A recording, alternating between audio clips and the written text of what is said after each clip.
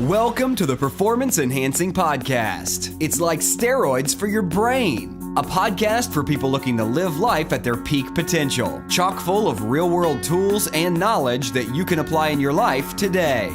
By providing you with a lens into the lives, beliefs, practices, and actions of those who are already living extraordinary lives, the Performance Enhancing Podcast will help you shift your mindset or create that change in your daily rituals and habits so you can explode with success in the areas of life that are most important to you. So get ready for another dose of Performance Enhancing Podcast with Satori Prime. Here's your host, Ilan Ferdman. Hello, everybody. Welcome back to another Performance Enhancing Podcast with your host, Ilan Ferdman. My guest today, very, very unique gentleman by the name of Steve Sims. You may have heard that name thrown around, or you may have heard the name BlueFish thrown around. Play on actual Dr. Seuss's book, One Fish, Two Fish, Red Fish, Bluefish. But Steve Sims is a lifestyle engineer, or as he says, the Wizard of Oz for people that can afford a lot. A man that followed his passions, found out how to be himself, and created an absolutely outrageous business. I don't want to ruin anything else for you, but I think you guys will, A, fall in love with his humor and his passion, and B, what an example of just do you.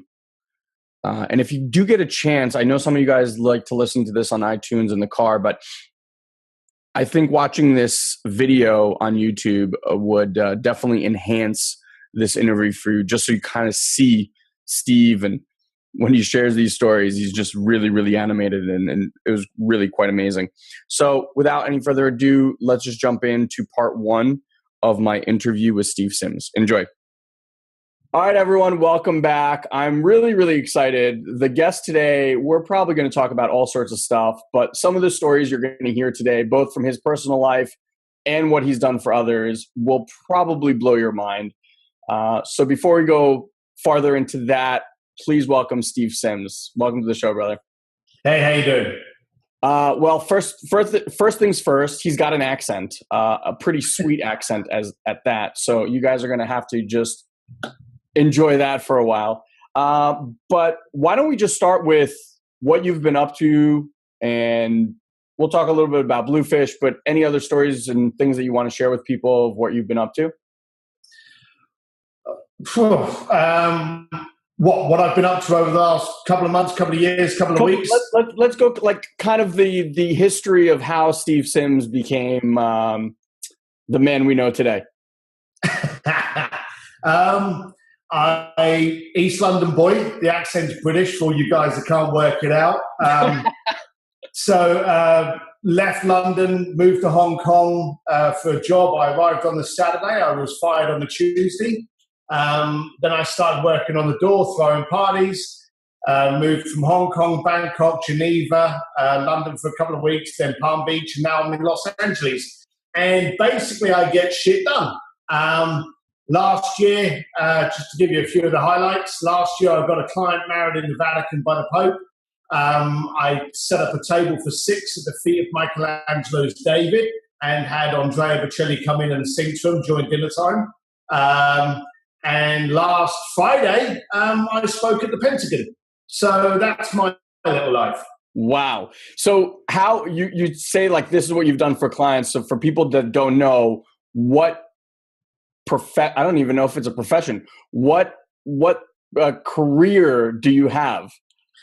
Yeah, that's the toughest thing in the world. People go, oh, what are you doing? Depending on whether or not I like them or not, I'll either tell them to, fuck off. I'll tell them I'm a plumber, or we tell them what I do. In fact, joking aside, I actually tell people if I don't like them, or if I'm in an environment where I don't want to get into it, I tell them I'm a U-bend specialist, and I'm a plumber that specializes in getting rid of blockage and crack. And so usually 3 seconds there on, they kind of like walked off and got another drink, so it proves it works. But what I do is I'm a concierge by doing things a bit different and weird. So people contact us to plan their travel, but they also contact us to do like that bucket list stuff. So they've seen maybe Formula One and they want to drive a Formula One car, or they want to have a duet with Lady Gaga, or they want to get married in the Vatican. It's sort of bucket list, and the amazing has really become specialist with us. In fact, for the first time ever, I actually have an easy answer for this because, again, I mentioned I was independent, and there was a general in there that started off in engineering. And we've always had trouble saying what we do because people say concierge and they think you work on a desk in a hotel getting flowers and concert tickets. And that's sure as shit not what we do. But he turned around and he said, you're a lifestyle engineer. You engineer a better lifestyle. And I thought, I'm going to use that. I'm going to actually have to start using that. So I'm a lifestyle engineer and a plumber, but it depends on who I'm talking to. You heard it here first, lifestyle engineer. His company, by the way, is called BlueFish. And there's actually a pretty funny story that I heard you mention once about how that name came to be. Yeah, it's the simplest things are the most powerful. Everyone knows that, but we ignore it. We try to overcomplicate shit. I decided I was going to throw a party, but I only wanted cool people at the party. So, you can charge someone $1,000, but it doesn't mean you're cool just because you can spend $1,000. So what we did was we used to have, and this was back in Hong Kong, this was back in the late 80s, early 90s, pre-internet, and we used to send a fax out saying this is the location of the party and this is the password. And we used to give someone like a slogan. They either had to repeat it or they had to find the answer. And it would be stupid stuff like name 2 of the Teletubbies, or name the lion out of The Lion, the Witch, and the Wardrobe. Or finish this sentence, 1 fish, 2 fish, red fish. And so we would give you that, and then people would walk up to the front door and they would go, Tinky Winky Po, and we'd go, in you come. And I used to work on the door of my parties, and if some arrogant little shit turned up and went, I'm here for the party, there'd be a whole party kicking off. And I remember once we had a yacht party in Hong Kong. Whole freaking thing's bobbing around like crazy. Music's going, women are half naked on the boat, and the guy's like, I'm here for the party. And we're on the gangplank. I'm looking at my buddy and I'm like, no party here, mate. Because he wasn't grounded enough to just come out with the password. He had to try and be all cool and that. We were like, no. I think there's one just down the road, mate. If you want to come out and piss off and go to that, maybe you'll be good. And then people walk up to us and they would go, BlueFish, and we'd say, here you go, enjoy your night. So it was the password. And then after a while, we must have used that password BlueFish too many times because we had people say, oh, is that BlueFish company? And it wasn't. So we actually invented this company, and we tried to come up with this powerful name that made us sound articulate and intelligent, and we tried to come up with this beautiful kind of like font and crap. And people were still phoning us up going, is that BlueFish? So we're done to all of that, and we just became BlueFish. So that's how the name came about. Amazing. And I love it. It's because like some of the best things come completely unintentionally. And now it's just a beautiful, perfect name with a great little story that most people probably don't even know. No, exactly. And it meant nothing. And I think that was probably the best thing about it. Because it meant nothing, we could basically invent what it actually stood for. So we not only started off with a name that didn't really mean anything, we actually invented a whole tone and industry around it. And so we were one of the first out there to be doing this kind of membership concierge business. And it's really worked. Yeah, it's amazing. You have how many people in BlueFish right now, or part of BlueFish? Working for us or members? Members. Members just under 4,000 worldwide, and we've got representatives and teams internationally. Yeah, it's incredible. If you guys ever go to their website, and you should, just some of the things that they've been able to do for people, it's like Steve said, whatever your mind can concoct, they actually turn into a reality. And it's just absolutely astounding. What has been, you mentioned a few, but what have been some of like the coolest things that you've been able to accomplish for people? Well, getting the client married in the Vatican was cool, but I've got to admit, setting up the table in Florence at the feet of Michelangelo's David was something that gave me tingles. I was in Rome doing another gig, and I got contacted by this client to do the event in Florence and just asked, I want to go to an exclusive restaurant, and they don't really exist in Florence. So part of our job is to psychoanalyze what people actually want, what they desire, what would make that dream come true. And once we kind of like understood what he was trying to achieve, we tried to put something together, and everyone just wanted to play. This was all done in 2 days. Wow. So it was going at such speed. We were getting zero obstacles. Everything was going through gung-ho. And we had the academia saying, yeah, you can take over the whole gallery. Yeah, you want to actually have food in an international renowned museum? Yeah, of course you can. You want to set up a table with lamps, fire? Yeah, no problem. Oh, and you want Andrea Bocelli, the world's most renowned singer? Not an issue.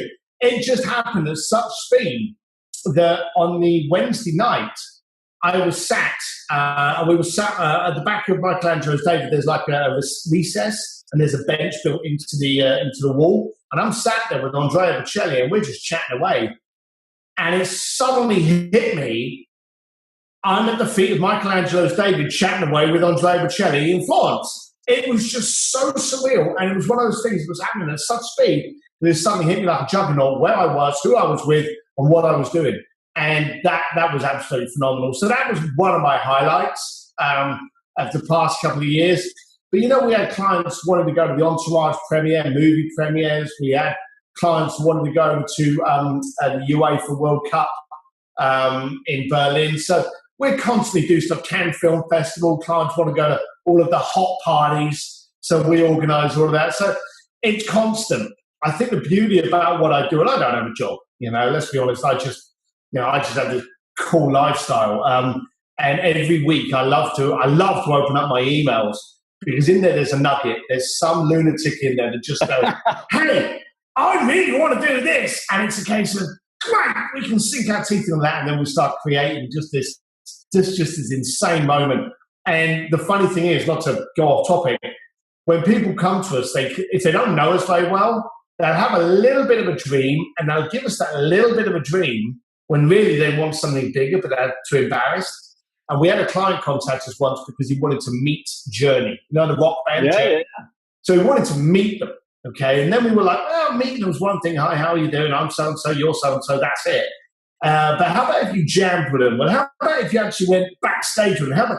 So we took it as far as we could, and he actually sang on stage during a live show, sang 4 tunes, and he's deemed as the shortest-term lead singer of the rock band Journey. So wow.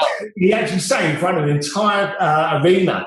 It was pretty phenomenal. So there's no way we could have taken that any further. But we really enjoy doing that kind of stuff. So I'm the Wizard of Oz for people that can afford a lot. That's a really good way to say it. Something occurred to me in the last few times that we spoke, that in order to create this kind of business and in order to have these kind of incredible events for people happen, you as a person need to have an incredible Rolodex and be incredibly connected to so many people, which makes me believe that your skills around building and maintaining incredible relationships has to be at mastery level. Yeah, it has. I didn't realize that. And you kind of don't want to analyze your secret sauce. But I realized years ago that I actually was quite good at selling the story and selling the passion, and the way I communicated with people. And I never had a lot of money. So, I was always a little bit, oh my God, how do I do this? And I would do the usual thing. I would spend $1,000 to $5,000 to do a mass email, and I'd get a hold of this list, and I'd do this beautiful, mass email it, and no one would bother coming back to me. And so that failed. And then I'd spend $50,000 on a bunch of magazines doing full-page adverts. And all I found was I was just throwing my message at people. I wasn't communicating with them. I was throwing my message at them. Yeah. And then I realized as the years went on and as technology came on, technology has advanced the ability for you not to communicate with someone. Yes. It is the anti-communicator. And I suddenly realized that, and that's what's ended up me doing a lot of, as you know, speeches and consulting.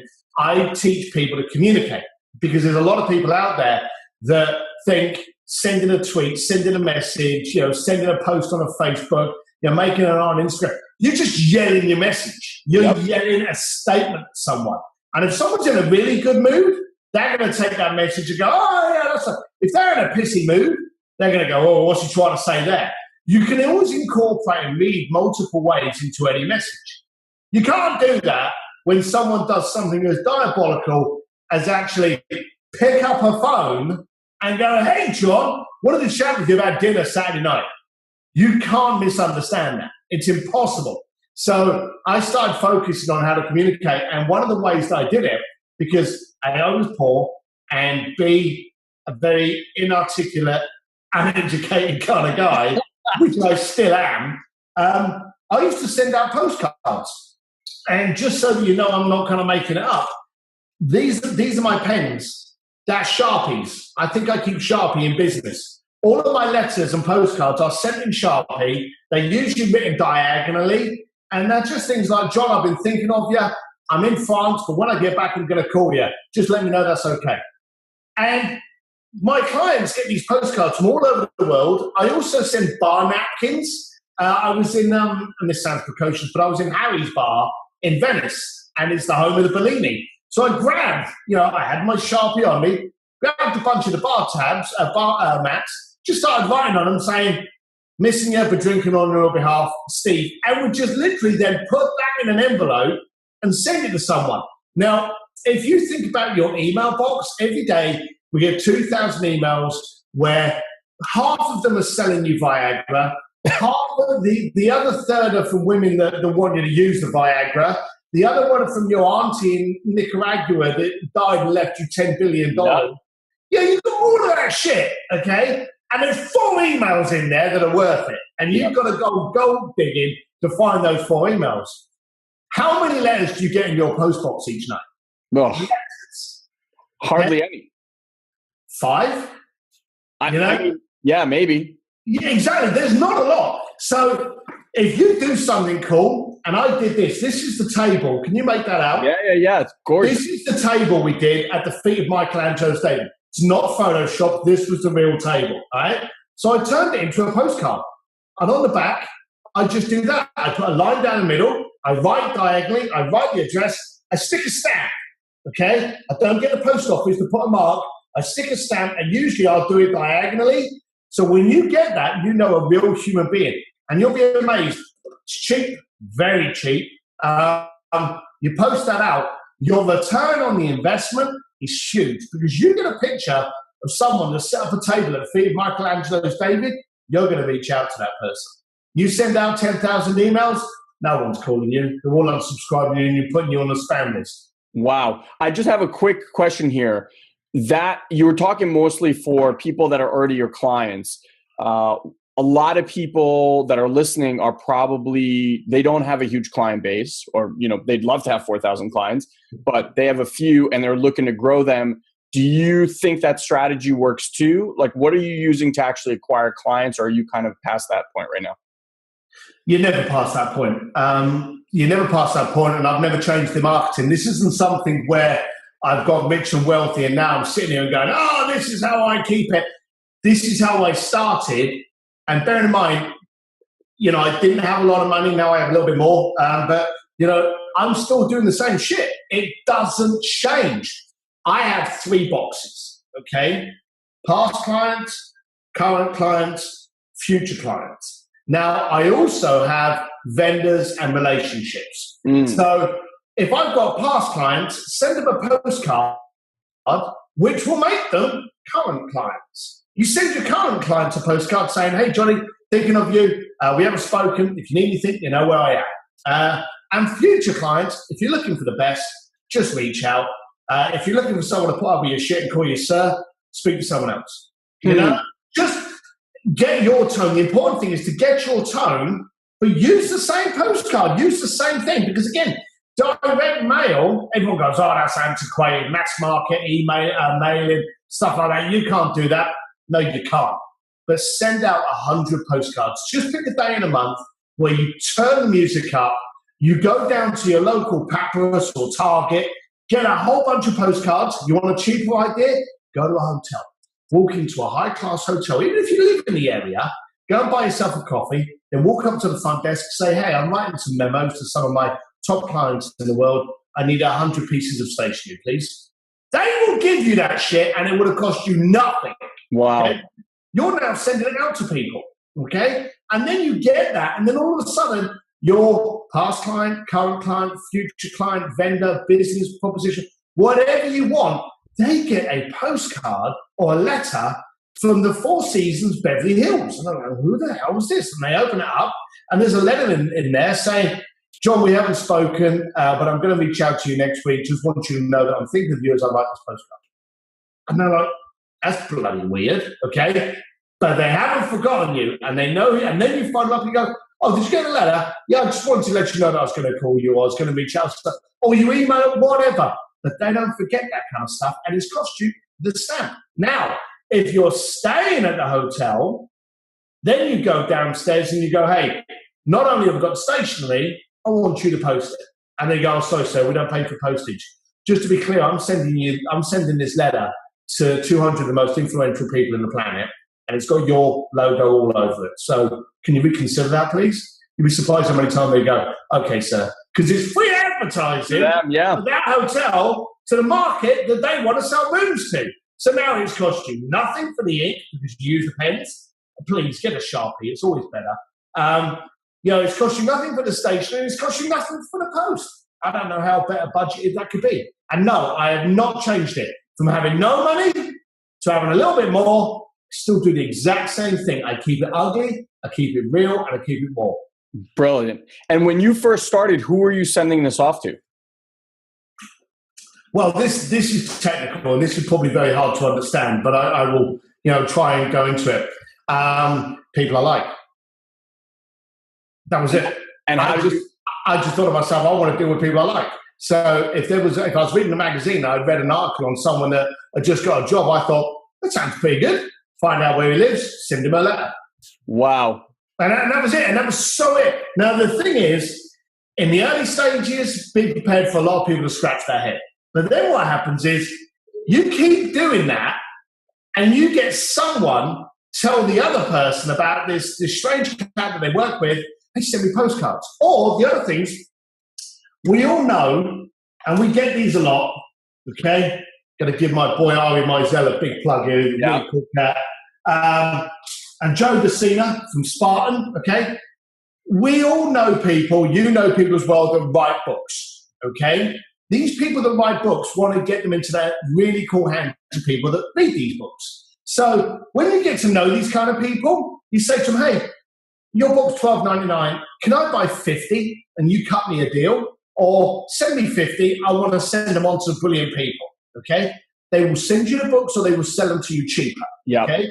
And then you wrap them in brown butcher's paper, okay? Or out-of-date Christmas paper or anything like that, and then you send it to them. If you know what football team or sports team they love, get that wrapping paper, okay? Send it to them. Now, when you send it to someone you want to do business with, the gatekeepers are usually the secretaries and the PAs, correct? Correct. If it turns up in birthday paper, PA doesn't touch that shit. Straight over thinking, this is private, okay? Or it's handwritten, okay? If it's got, a typed address on it, well, that's a bill, that's a legal letter, that's a business matter. But if that's wrapped up in, I always get a lot of airtime here, but if that's wrapped up in brown paper, and in fact, here you go, stay there. Yep.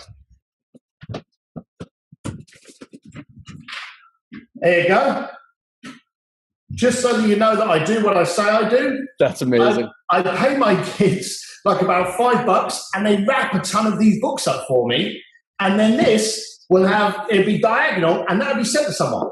This one's actually Seth Godin's Purple Cow in there. Okay. And that's how it gets sent. And of course I have this lovely little stamp thing that goes on the back, the little BlueFish there. But that's the simplicity of it. Now they're getting a book and people talk to each other. And what you want, the greatest business circle on the planet is referral business. Now, when you're sending people books, postcards, they talk about it, okay? And they talk about it with other people that are in their circle. So if you go after one rich person, guess who rich people know? Right. So it's really simple. Just keep it basic, really basic. and just keep it really ugly. You can't get much better than just like, brown wrapping paper. And because of this butcher's paper, this is actually cheaper than the pretty stuff they send in papyrus. Do you ever put notes inside the books for them? 9 times out of 10, I'll sign the inside. I'll write something in the inside. I don't want to put a little leaflet in there because the leaflet can fall out, okay? But in the front of the book, I'll put in there, Joe, thought of you when I was reading this book, so I bought you a copy. All the best, Steve. Amazing. And it's so simple, isn't it? Don't try to overthink it. Don't overcomplicate it. Just keep it really basic and communicate your tone, your style to that person. Send them a book. And when they get the book, they then contact you and go, thanks for the book. That was a really nice talk. No problem. Oh, by the way, we were going to talk about you sending me money. Let's do that now. So you're having that conversation with them. But you've really got to do it. Now, if they've got kids, send them a kid's book. There is nothing better than sending a Dr. Seuss book. Dr. Seuss, doesn't matter if you're a Harvard graduate, you're a 2-year-old. Dr. Seuss was a genius, and everyone will read those things. Amazing. Do you leave a number? Do you leave an email address? I mean, you're very connection-based, so I'm assuming number. It depends who I'm sending this to. Sometimes I like to be in control. Okay, I'm a control freak. So 9 times out of 10, no. I will tell them, hey, I'm going to be reaching out to you next week. Got it. Okay? I'm not going to put my number on there because I don't want a secretary phoning me up saying, oh, he's out of the office for the week. I don't want to give you the chance to say no. Okay? I'm just letting you know I'm giving you a call next week. And then I call you. Okay? But if it's someone that I'm doing business with, then I will scribble my number on there, or I'll scribble my email address on there and just say, hey, reach out if you need something, 323, and I'll put the number on there. Brilliant. Absolutely. But if you look at the website, well, I'm not going to plug the website, but if you look at any of my websites, I don't actually have phone numbers on there because I don't want people phoning me unless I know them. Yeah. So two of your companies, BlueFish, obviously, which we spoke about. The other one, which is more of the marketing kind of project of yours, is Ugly Sims, right? Yeah, I have the BlueFish.com is the luxury, as we've discussed, the lifestyle engineer. And then I discovered by complete accident that there were loads of other. Again? Most of it, I think if you look at my resume, it just looks like he fucked up here, he made an accident here, this went wrong here, and it's just a series of strange events that has turned me into where I am now. And I've spent so many of my earlier years trying to be taken seriously that I've got to the point now where I'm not. And I just kind of just carry on with it. I told you that guy was something, right? Like an energy ball. I loved a few things that he said. One was technology is the anti-communication vehicle. I've said this before. I think people have just been hiding behind technology. And I think what the world is yearning for is people to use technology to actually connect and then go and press hands and actually build those relationships. And I think that was really, really smart. Just amazing tips on relationship building from someone who I really, really think is a master in this arena. So I know we just kind of cut off here about the just do you portion. In part 2, we're really, really going to delve into that and Steve's take on that. He actually built a whole other company just off of this model in the marketing space. So we'll talk about that as well. So make sure you come back for part 2. And like I said before, if you get a chance to watch this on YouTube, I think you'll enjoy it tremendously as well. And I'll just leave you with this, guys. I got a few emails from you already about the mastermind idea that Guy and I were throwing around. So thank you for all of those that replied. For everyone else, if you could, just let us know, is it something that you'd be interested in to get that kind of personal development, mentorship, and coaching from us in any arena of life? We will cover things like how to use fear as your guide in life versus something that you run away from, how to have the most incredible relationships, and ultimately how to create the things that you want most in your life with velocity, I will add. So if all of those things sound interesting to you, just let us know if you'd be interested to be in a program that takes you through that process. And if so, what would you be willing to pay for a monthly for that kind of program? All right. And until I see you guys on part 2 with Steve Sims, have an amazing rest of your week.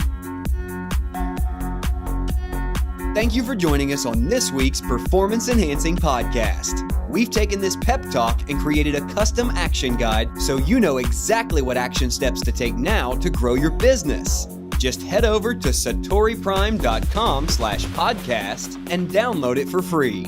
Also, please leave a comment and rate this podcast on iTunes. It'll help us get the word out. Thanks for listening. Now, go and implement. We'll see you next time. Did you run through doors till you hit the floor? Did you read my